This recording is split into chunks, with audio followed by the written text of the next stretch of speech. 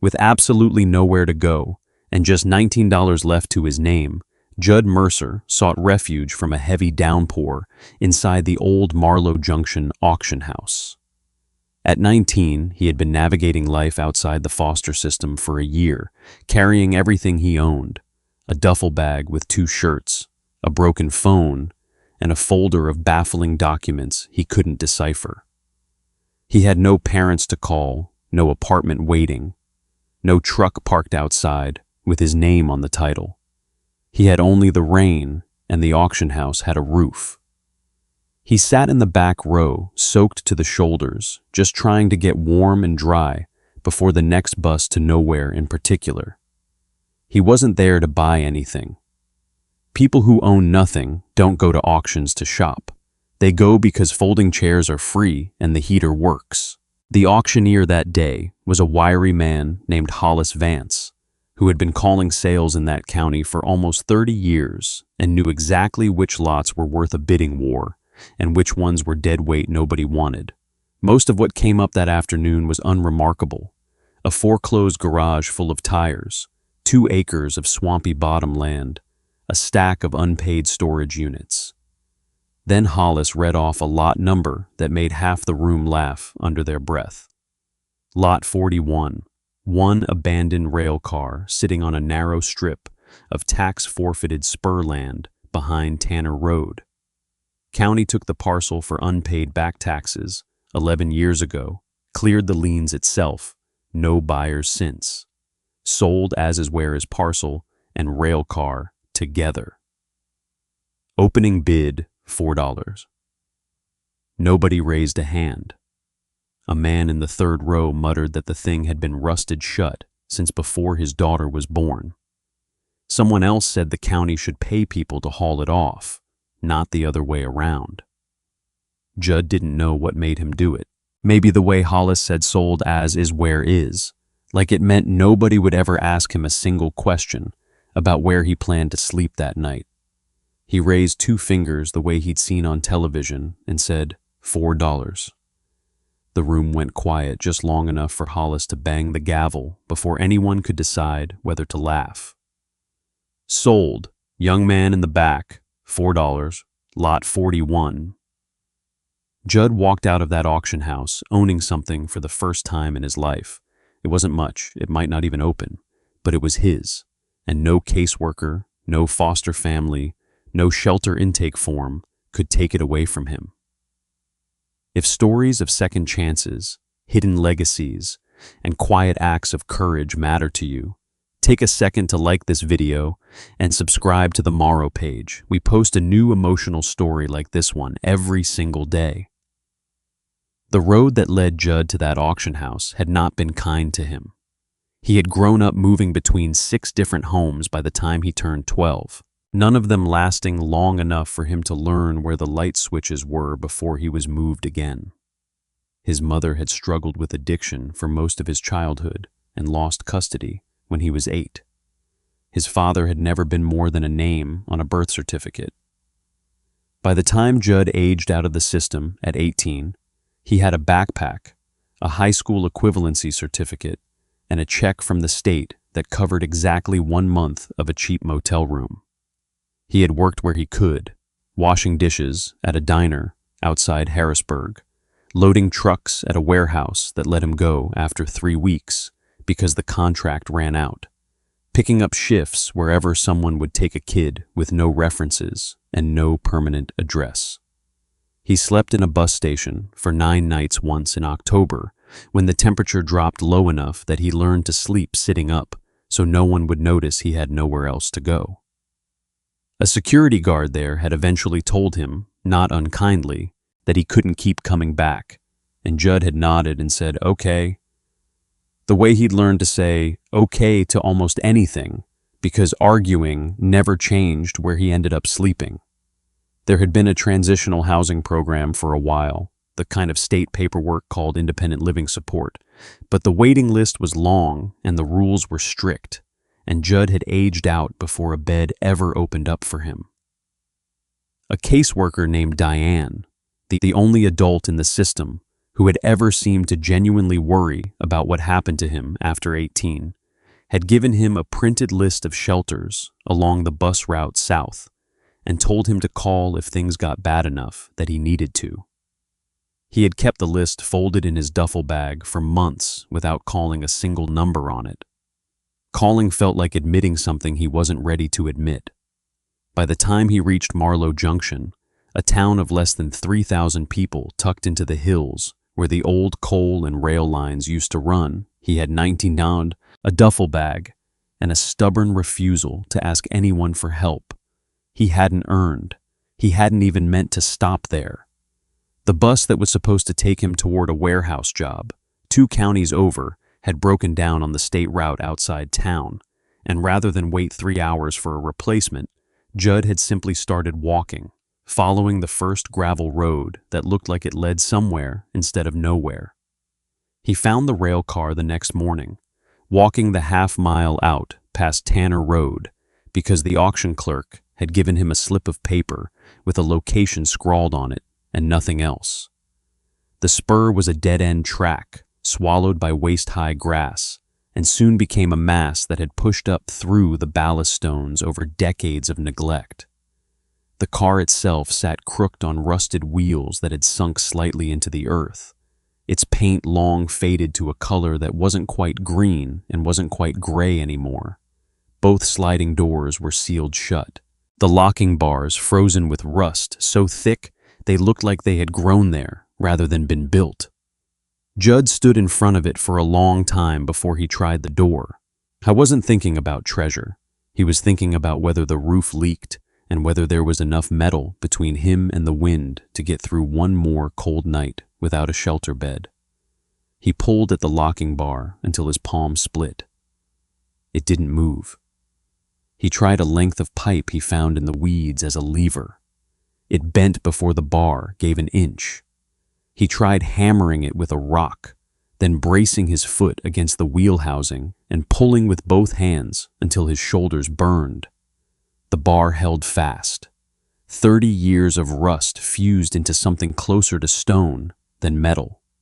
By mid-afternoon, clouds had rolled back in, and a thin, cold drizzle started up that soaked through Judd's jacket within minutes. He pressed his back against the car's siding anyway, using the overhang of the roofline as the only shelter he had, and ate the last of a granola bar he'd been saving since the day before. He thought briefly and without much hope about walking back toward town to ask if anyone had a crowbar he could borrow, then thought about how that conversation would sound.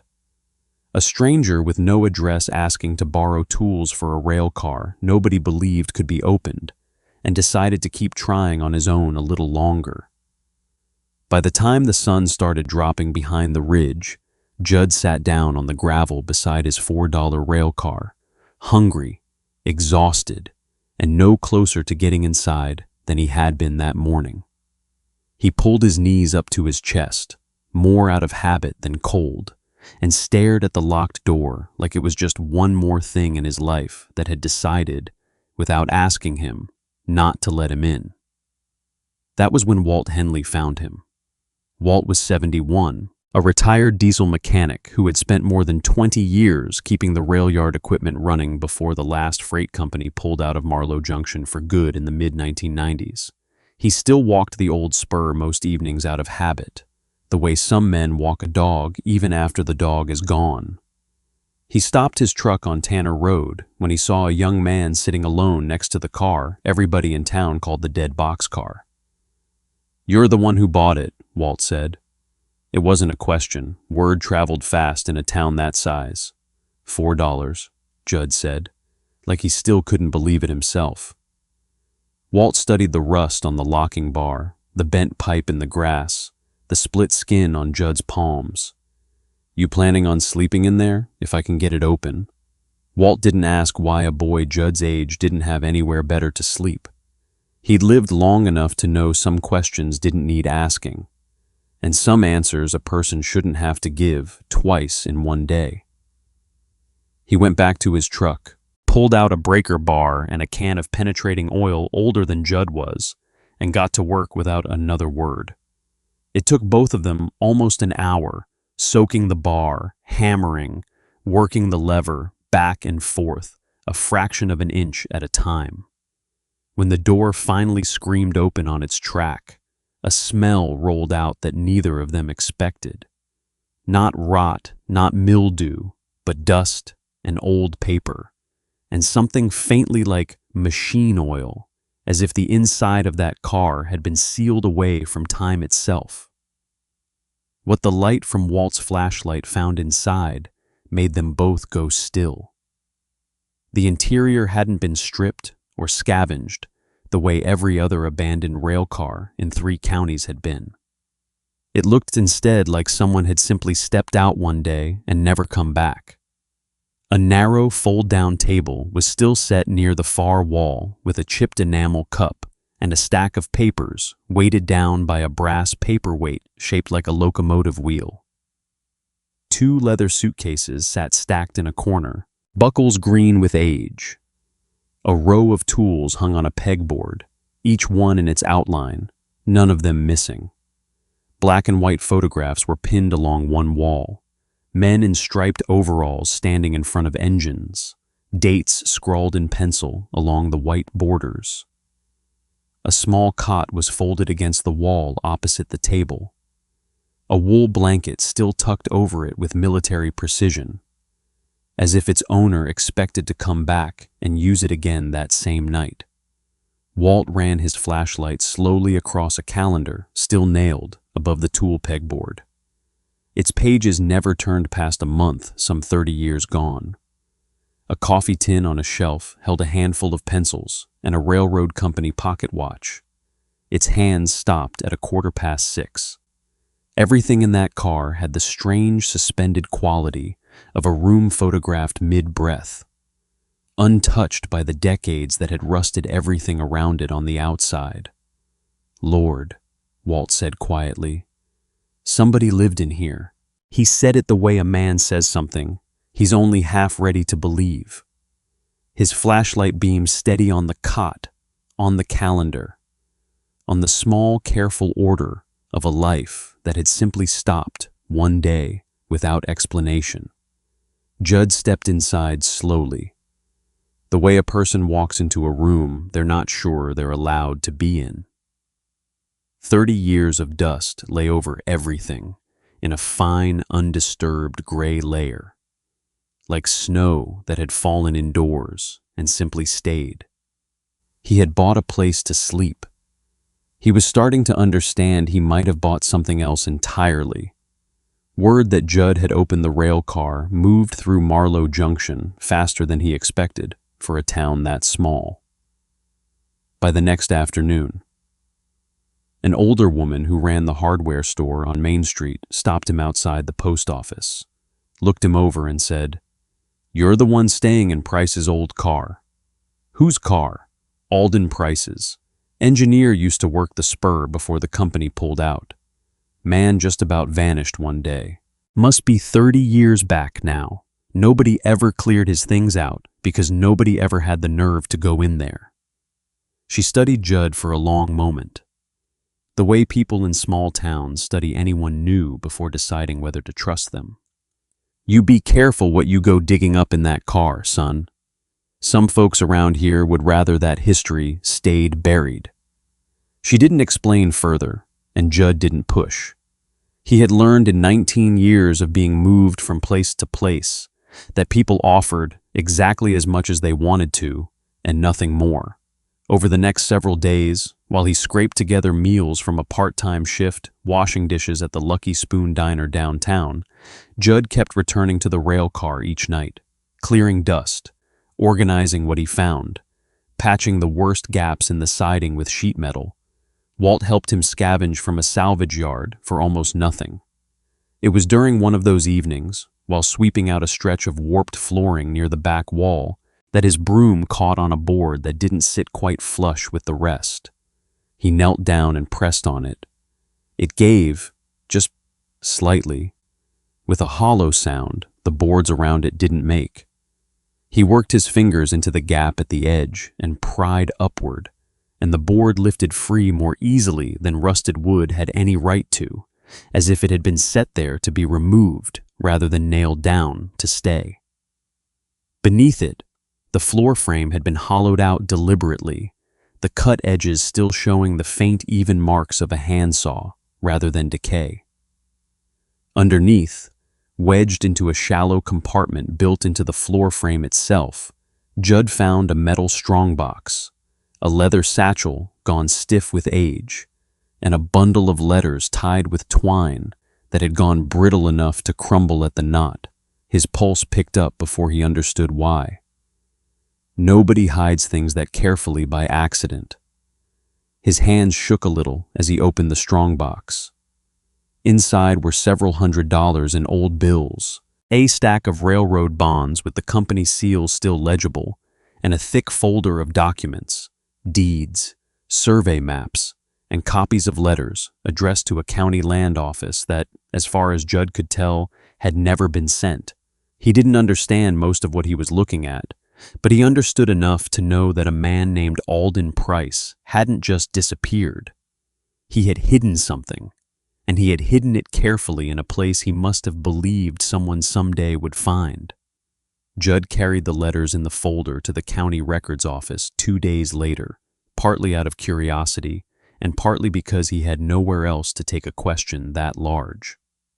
The clerk on duty, a sharp, soft-spoken woman named Coral Whitfield, who had spent 15 years cataloging the county's older files, recognized the name on the documents before Judd even finished explaining where he'd found them. "Alden Price," she said, almost to herself, pulling a thin folder from a drawer that looked like it hadn't been opened in years. There was always talk about him, engineer for the old line, well-respected, until he started raising questions about how the railroad sold off its right-of-way land back in the mid-1990s. Questions about what? Coral spread the old survey maps Judd had brought beside copies from the county's own files. The boundaries didn't match. Several parcels along the spur, small plots that had belonged to local families for generations, appeared on the railroad's records as having been purchased outright for almost nothing, while the letters in Judd's satchel showed the same families had only ever signed temporary lease agreements, expecting the land to return to them once rail traffic ended. None of those contested parcels was the narrow trackbed strip the railcar itself sat on. That sliver of land had always belonged outright to the railroad company, plain and undisputed, which was exactly why the county had been able to seize it for unpaid taxes and sell it at auction without anyone able to object. The trouble was, in the wider parcels, running alongside that strip, land the railroad had never actually owned, only borrowed. If these letters are real, Coral said carefully, it means people in this town were told they sold their land when they only ever leased it, and somebody made a great deal of money pretending otherwise. She explained as gently as the subject allowed that Alden Price had apparently spent his final working years trying to get someone, a lawyer, the county, a newspaper, anyone, to listen. According to a handful of old clippings she pulled from her files, he had been quietly discredited, accused of mishandling company records, and pushed out of his job not long before he disappeared from town life altogether. No one had ever filed a missing persons report. People simply assumed he'd moved on, the way men sometimes did when a town stopped having room for them. There's a brief mention here, Coral added, sliding a yellowed clipping across the counter from the county weekly paper, dated about a month before he stopped showing up anywhere. Just a short letter to the editor, no full story. Says he'd asked the railroad company directly for the original lease files and was told the records had been lost in a relocation of company offices. That's it. No follow-up. Papers that size didn't have the resources to dig further, and it looks like nobody else wanted to. So he kept his own copies, Judd said, because he knew the official ones might disappear. That would explain the floor of your rail car a great deal better than I'd like it to, Coral said. She paged through the bonds and letters again, slower this time, comparing names against a ledger of old county employees. These bonds, if they're genuine and unredeemed, could still be worth something through the state's unclaimed property division, depending on how the railroad's original holding company was dissolved. That's a separate matter from the land question, but it's not nothing. I don't care about the bonds, Judd said, and meant it. I want to know if he was telling the truth. Coral looked at him for a long moment, the kind of look people gave him rarely enough that he noticed it every time. Most people who walk in here asking about old land disputes are looking for a payout, she said. You're the first one in 15 years who's asked me whether a dead man was telling the truth. He didn't die, Walt said quietly from the doorway, where he'd been listening longer than either of them realized. Or if he did, nobody in this town ever found out where or when. Man just stopped coming around. We all told ourselves he'd moved on to easier work somewhere else, easier story to live with than the alternative. He didn't run, Judd said, looking at the careful, deliberate hand that had written every letter. He hid it where somebody would find it eventually. Then I'd say he was waiting for someone patient enough or desperate enough to actually look, Coral said. Took 30 years, but you found it. Judd left the records office that day carrying more than paper. He was carrying the first real reason anyone had ever given him to stay somewhere on purpose. With Coral's help, Judd learned that the narrow strip of trackbed land his railcar sat on had always belonged outright to the railroad company itself, clean and unencumbered, which was precisely why the county had been free to seize it for unpaid taxes and sell it at auction without a single lien or competing claim attached. It was the wider parcels running alongside that strip, the ones in Alden's letters, that told a different story. Land local families believed they had only leased to the railroad, never sold, and never expected to lose for good. That accident of bureaucracy, a worthless sliver of company land going for $4 at a county auction, was the only reason a teenager with almost nothing had been able to own anything in Marlow Junction at all. It was also, as Judd would soon learn, the reason certain people in Marlow Junction had been hoping nobody ever would. Judd put what little money he had into the rail car instead of into himself. He patched the roof properly with materials Walt helped him source secondhand, sealed the worst gaps in the walls, and built a simple wood stove enclosure from salvaged sheet metal so he could get through the colder nights without freezing. He kept his dishwashing shifts at the Lucky Spoon, and the diner's owner, a blunt, kind-eyed woman named Bess Calloway, started leaving him extra portions at the end of his shift without ever calling it charity. "You're not eating enough to keep doing manual labor on that car," she told him once, sliding a plate of food across the counter. "Eat first, fix things second." Slowly, the rail car stopped looking like a forgotten relic and started looking like somewhere a person actually lived. Judd organized Alden's tools back onto their pegboard outlines, repaired the fold-down table, and built simple shelving from scrap wood to hold the photographs and letters he wasn't ready to throw away. A few people in town, hearing what he'd found and how he was using it, began stopping by with things they no longer needed. A folding cot, a kerosene lamp, a second-hand toolbox. None of it was much on its own. Together, it became the first place Judd Mercer had ever been able to call home without an asterisk attached to it. It didn't take long for that quiet transformation to draw the wrong kind of attention. Dale Pruitt ran Pruitt Aggregate and Stone, the largest quarry operation left in the county, and he had wanted a private haul road easement across the old spur for almost 3 years. The abandoned track bed ran in almost a straight line to the state route his loaded trucks used every day, and converting that narrow strip into a private access corridor would have saved his company a significant amount in road maintenance, weight permits, and county fees every year. Of the half-mile of disused track bed his surveyors had quietly mapped out, the only stretch still outside his company's control was the short strip beneath an old rail car nobody had ever bothered to buy, until now. He had assumed, like most of the town, that the land and the rail car sitting on it were worthless enough that no one would ever stand in his way once the county finally cleared the back taxes. He had not expected a 19-year-old to outbid the county's own indifference for $4. Pruitt showed up at the rail car himself on a gray Thursday afternoon, dressed sharper than anyone Judd had seen since arriving in Marlow Junction, with a folder under his arm and a smile that didn't reach his eyes. "Heard you've been fixing the old place up," Pruitt said, looking over the patched roof and the swept gravel like he was already pricing the scrap. "Good for you. Initiative like that's rare these days. Can I help you with something? I'd like to buy the land out from under you. Whole parcel, easement included.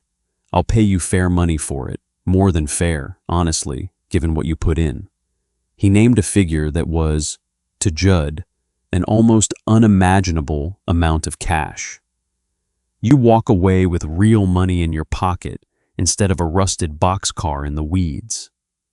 Judd looked at the folder under Pruitt's arm, at the careful way the man avoided mentioning Alden Price's name even once, and felt something tighten in his chest that had nothing to do with the money.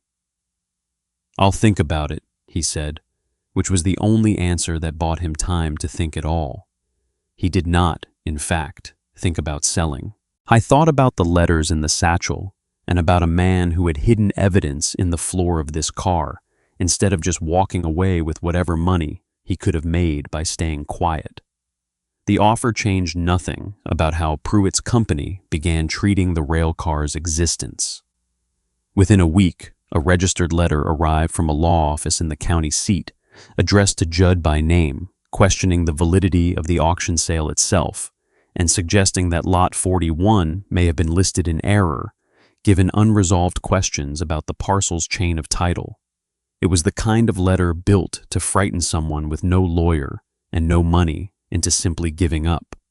Judd carried the letter to Coral Whitfield first, then on her advice to a young attorney named Daniel Ashworth, who took on cases in Marlow Junction that bigger firms in the city wouldn't touch. Ashworth read the letter twice, then read through the documents Judd had found in the floor of the rail car with considerably more attention. "They're not questioning your auction purchase because of some clerical error," Ashworth said finally. "Your strip of land is clean. The county's tax sale on that much is solid, and they know it. What they're worried about is everything on either side of it. Pruitt's Hall Road needs more than your 40 feet of track bed to reach the state route. It needs the parcels running alongside it, too. And if these original lease agreements are authentic, it means the railroad never actually owned several of those neighboring parcels outright to begin with, which means the access rights Pruitt's company has been quietly negotiating for along that corridor might not be worth what he thinks they are, unless he can make sure nobody ever produces the real paperwork. So he wants the car gone before anyone looks too closely." "He wants you gone," Ashworth said, "before anyone looks too closely. The car is just convenient. You're an easy target. No family, no deep roots here, no money for a fight. That's not an accident. That's a calculation." For the first time since he was a small boy, watching a caseworker pack his few belongings into a garbage bag, because there were no boxes left, Judd felt something other than resignation rise up in him. He had spent his whole life being something other people decided about. Moved, placed, dismissed, underestimated. He was not going to let a quarry owner finish that pattern for him. "Then let's make it harder to ignore," Judd said. Over the following 2 weeks, with Ashworth's guidance, Judd and Coral built a case file thick enough to make the original threatening letter look almost embarrassing. Coral cross-referenced every parcel mentioned in Alden Price's letters against the county's original 1990 survey records, several of which had simply never been updated to match the railroad's later altered filings. Walt Henley, it turned out, had worked alongside 2 other men from the old rail crew who were still alive and willing to sign sworn statements confirming that Alden Price had been pushed out of his job specifically after raising concerns about how those land transfers were handled. Bess Calloway remembered her own father signing what he believed was a temporary lease for a strip of land behind the diner, only to later be told by a county assessor that the railroad's records showed it as a full sale. She had kept her father's copy of that lease in a kitchen drawer for nearly 30 years, never quite sure what to do with it. One piece of evidence at a time, the picture Alden Price had tried and failed to expose 30 years earlier, began reassembling itself in full daylight. Pruitt's company requested a closed meeting through their attorneys, clearly hoping to settle the matter quietly before it reached a courtroom or newspaper. Ashworth recommended the opposite. He scheduled the meeting publicly in the county building with Coral Whitfield present as records custodian, and 2 local reporters who covered township business invited to attend. Pruitt arrived expecting to negotiate with a teenager who had nothing. He found Judd seated at the table with a folder of original survey maps, sworn statements from 2 former railroad employees, Bess's father's original lease agreement, and a formal letter from Ashworth's office outlining the county's likely obligation to revisit every disputed parcel along the old spur. "This is a remarkable amount of trouble," Pruitt said carefully, "for one rail car and a few dollars of land." "It was never just the car," Judd said. "Alden Price kept all of this for 30 years because he believed somebody would finally listen. I'm not selling it to you so you can make sure nobody else does." "You understand what happens if these claims move forward," Pruitt said, his voice losing some of its earlier polish. "Every easement agreement my company has relied on for years could be challenged. That land, those leases, it gets complicated for a lot of people, not just me." "It already was complicated," Judd said. "For the people who signed those leases thinking their land would come back to them, you just never had to deal with that part before." Pruitt's attorney leaned forward, trying a softer approach. "Son, nobody's disputing that you found something genuinely interesting out there. But these are old, fragile documents. Their authenticity could be challenged in a dozen different ways. It might be wiser for everyone involved to settle this privately with fair compensation rather than drag the county through months of costly litigation." "Then have it authenticated," Ashworth said evenly, before Judd had to answer. "We're not asking the county to take our word for it. We're asking them to compare it against their own survey records, which my client already has copies of. If you believe these are forgeries, Mr. Pruitt, I'd be happy to have a state document examiner settle the question publicly on the record with the press present." The room went quiet long enough that the silence itself became its own kind of answer. Pruitt's smile had disappeared entirely. "I'd hate to see a young man waste years of his life on a legal fight he can't afford." Pruitt tried once more, quieter now. "I've spent my whole life with people deciding what I could and couldn't afford," Judd said. "I'd rather find out for myself this time." There was no shouting, no dramatic collapse in the room. Within the week, Pruitt's attorneys quietly withdrew their challenge to the original auction sale, unwilling to invite closer scrutiny of the company's other rail-adjacent dealings once the county began formally reviewing the disputed parcels along the spur. Judd's purchase stood, recorded, and unchallenged. The narrow strip of land beneath the railcar was his, free of any further claim, for $4, and the cost of a fight he had never asked to have. The county's broader review of the neighboring parcels, the ones Alden's letters had exposed, continued for months afterward, working its way slowly through hearings, title searches, and decades-old family claims that had waited 30 years for someone to finally take them seriously. Pruitt himself never apologized, never admitted error, and never returned to Marlow Junction's town affairs the way he once had. Judd didn't expect an apology, and he didn't go looking for one. He had learned, sitting in that records office with Coral and in that quiet meeting room with Ashworth beside him, that some people only ever value what they tried to take once it's clear they can't have it back. He had no interest in handing Dale Pruitt either the land or the satisfaction of being forgiven for trying. Several months later, the old rail spur behind Tanner Road looked nothing like the tangle of rust and sumac.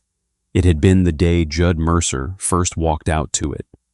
The rail car stood patched and steady on cleared ground, its siding repainted a deep, practical green, with a small covered porch. Walt had helped him build, using lumber, the hardware store owner had quietly discounted. A modest sign by the gravel path read simply, Priceline Workshop, beneath which Judd had begun repairing small engines and bicycles for anyone in town who needed the work done and couldn't afford a shop in the county seat. Walt stopped by most Saturdays, not because Judd still needed help with a breaker bar, but because the two of them had settled into the kind of quiet, easy company that neither one had expected to find. Bess still sent food home with him some evenings, though now it came with the occasional request that he fix a stuck cash register drawer or a wobbling ceiling fan, paid work instead of charity, which suited Judd far better.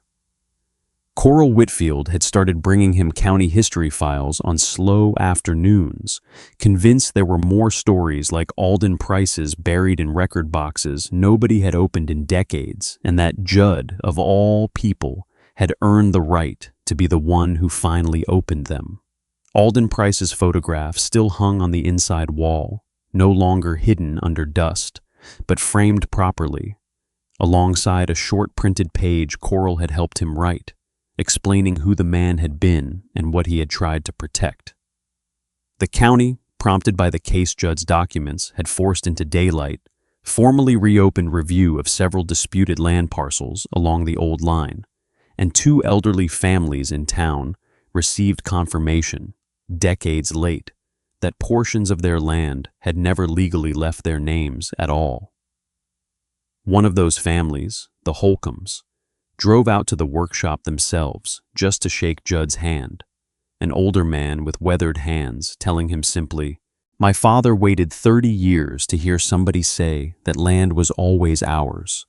Didn't think I'd live to hear it, either." Judd never became wealthy from any of it. He never expected to. What he gained instead was something he had spent his entire life without, a place that was undeniably his, a town that had stopped looking through him, and the quiet, steady knowledge that he had been the one person patient enough and stubborn enough to finish what a forgotten railroad engineer had started 3 decades earlier, long before Judd had ever set foot in Marlow Junction. He kept Alden's pocket watch on the workshop shelf. Its hands still stopped at 6:15. Not because he believed in fixing it, but because some things meant more frozen, exactly where they'd been left. Every so often, a customer would ask about the name painted faintly under the new coat of green on the car's siding, and Judd would tell them the short version. A man who'd tried to do right by people the system had forgotten, and a kid who happened to be patient enough to listen. 30 years later. Sometimes in the evenings, when the workshop lamp was the only light along that stretch of the old spur, Judd would sit on the porch step Walt had helped him nail into place and look out at the rusted track disappearing into the trees, and think that $4 had never really been the price of a rail car at all. It had been the price of finally having somewhere worth fighting for. If this story stayed with you, take a moment to like this video and leave a comment telling us where you're watching from or which part touched you the most. And if you haven't subscribed yet, subscribe to the Marlow page and turn on notifications so you don't miss our next story of second chances, hidden truths, and new beginnings. Thank you for watching, and I'll see you in the next story.